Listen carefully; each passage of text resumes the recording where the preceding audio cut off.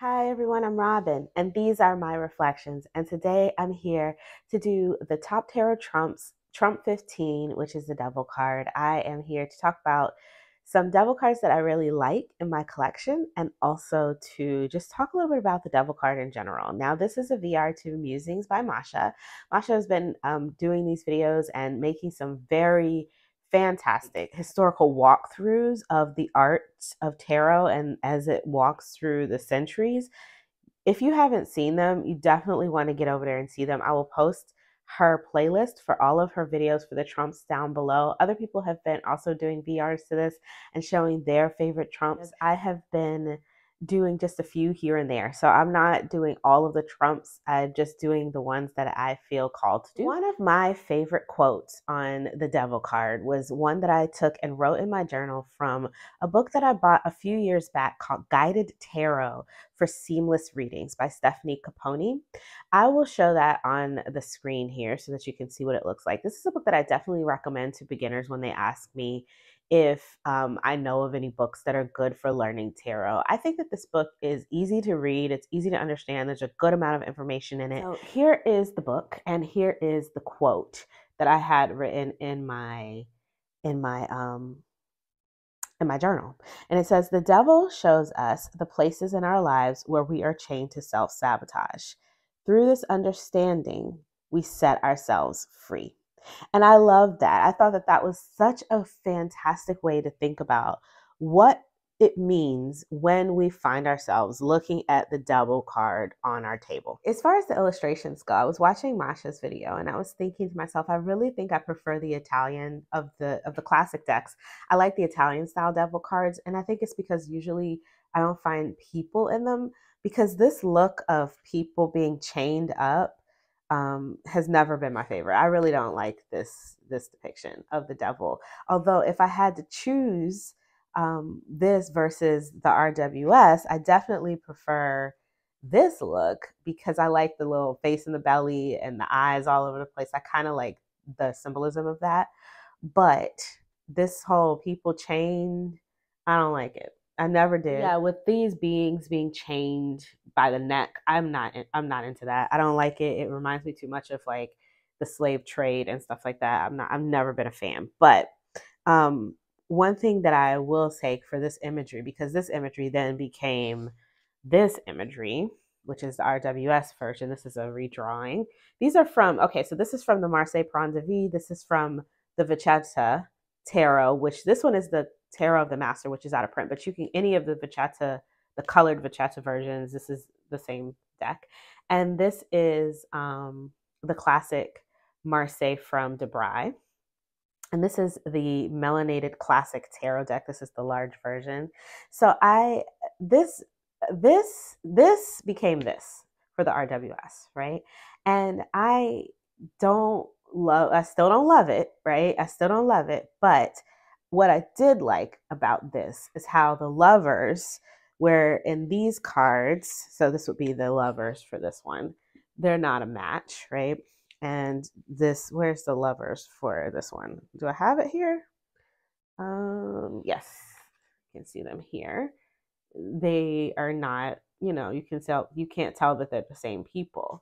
But what happened with RWS is that then they took out that extra person and they made it very clear that these are meant to mimic each other. And I like that. And I think because I learned on the RWS, this is something that always comes to mind, even when I'm looking at decks where the devil doesn't look anything like this and the lovers doesn't look anything like this, I still correlate these in my head. And so seeing them laid out like this in an RWS style deck, I do enjoy. So whenever I'm looking at a deck that's like a clone of RWS, I do enjoy this echo between the lovers and the devil.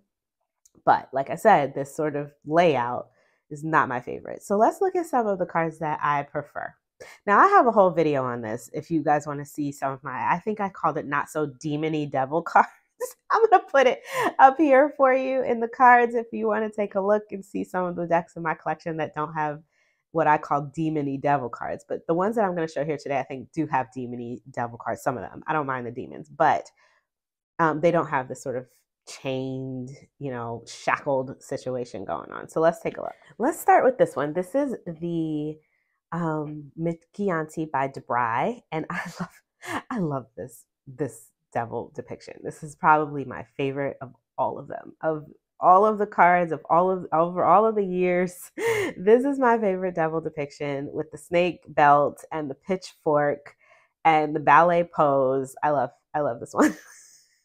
And the chicken feet and the tail, and he is doing his devil thing. So I think that I like this. It's like, just give me the archetype on the card.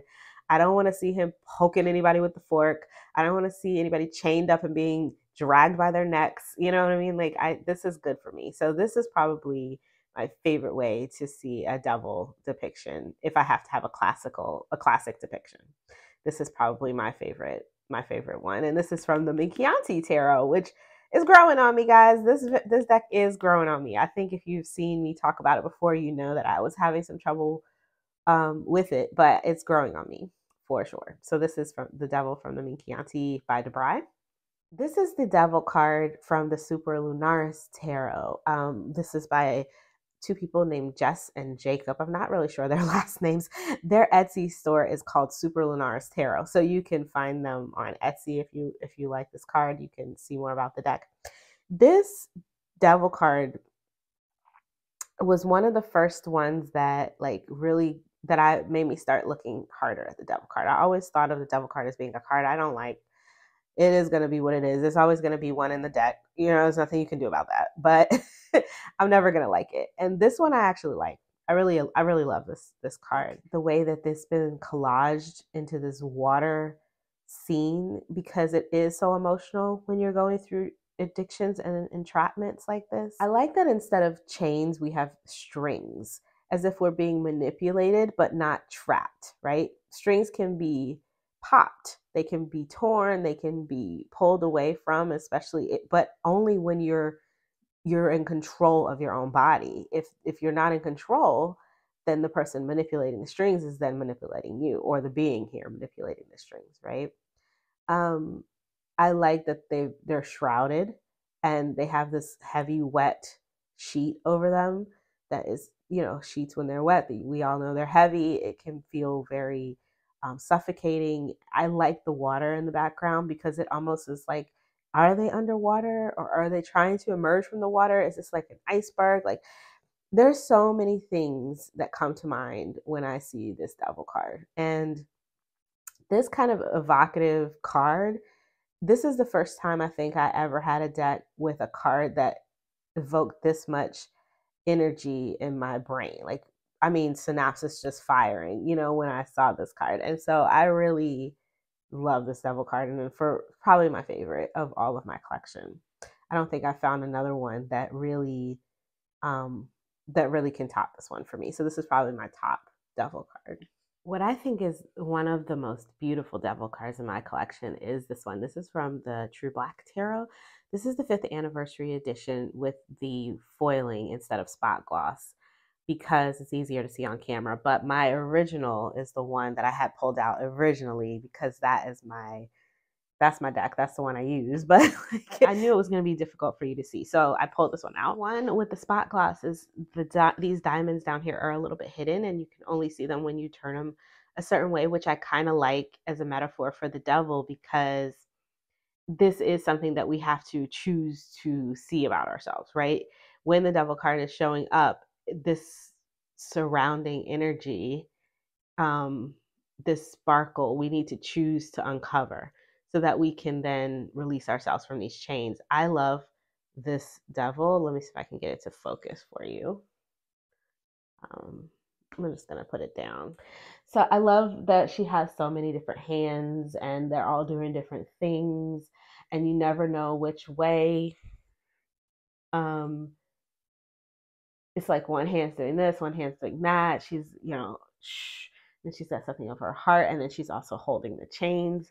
This sort of fallen angel that is lying to you or giving you all of these different, this sort of dishonest fallen angel that is trying to lead you down the wrong path by these strings, dazzling you with these fake diamonds and this, all of these lies so that you can then um, release your soul to them, right? And so that's like the idea of the devil. And so they can get your soul.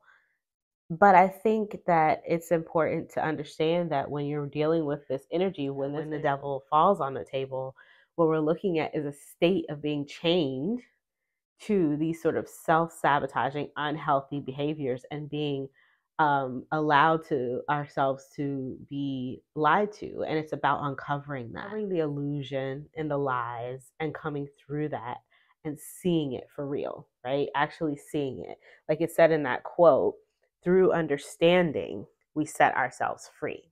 I like a lot of the trumps in this deck. I don't think there's one I don't like. But this is probably the most beautiful devil card that in my collection, in my opinion. Another one that I really love. This is from the Sufi Tarot. This is a mass market deck from Hay House. And I think that this one is so intriguing. And the guidebook entry that goes along with it, I really love as well. So what you have here is a shadow self, right? A shadow self that is chained and trapped.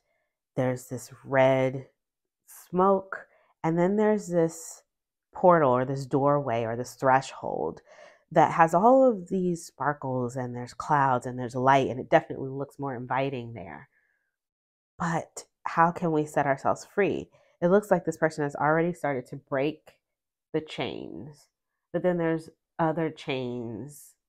I don't know if they're breaking one and a new one is coming, or if they're, there's too many for them to handle. But I'm just going to read you a little bit from the guidebook. It says, the nafs, also known as the devil in traditional tarot, is not so much an external force. Rather, it is our own lower self, often called the ego.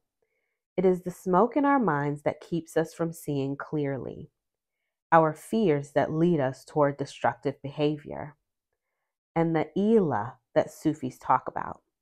Literally translated as God with a lowercase g, an Ila is a construct of our minds we give so much power to that it consumes us.